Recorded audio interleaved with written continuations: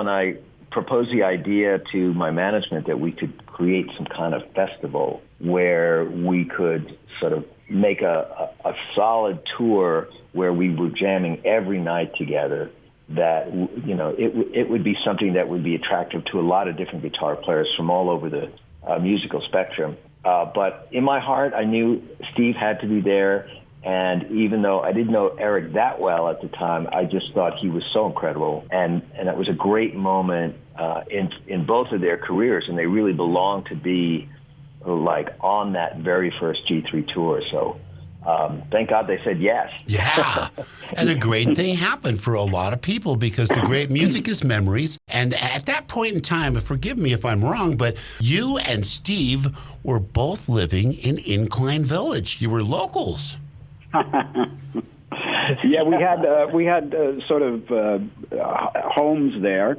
We had had a place there since I started working with Whitesnake, because that's where we rehearsed. I would go up to David's, and I just fell in love with Lake Tahoe. Yeah. And we found this little, bungalow, and we had it as a retreat for our family for like 11 years. It's just fantastic. Well, that's Steve Vai. Now, Steve, your boys both went to college there in North Shore. Yeah, well, Fire did. Fire did. Yeah. They went to school there for a little while, because there was a little period of time for about a year and a half or two that we actually moved there. Yeah. And that was our residency. Yeah. Now, Joe, you used to love to go to Diamond Peak and do some snowboarding and be after surfing with aliens, snow was no match. I snowboarded for about 12 years, just about it was the same time that we owned a place up in Incline Village, and I really loved it. And I was by no means like an expert. As a matter of fact, when the locals would see me show up, they'd give me a look, because I'd have knee protectors on, I'd have hip protectors on, spine protectors, elbow, wrist guards, helmet, I was just slightly paranoid that I would break my wrist or something, and because we'd go up there, and I knew that like 3 weeks later I'd have to go out on tour, and I kept thinking, this is the craziest sport for a guitar player. Well, when your hands are insured by Lloyd's of London, There's no insurance for guitar players. They don't trust us at all.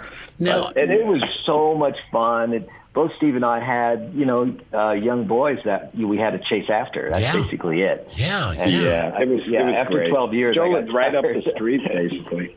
Now, Eric, now being an Austin, Texas, the Texas Tone Master, you've been here to the Reno area many times and have many, many fans. But have you ever had any chance to spend any time in Tahoe? Yeah, in Tahoe I have. I've gone up on there on vacations before, and mainly just kind of hiked around and stuff. And I remember once I did go to some casinos and quickly lost money, and I said, I'm not going to do this anymore.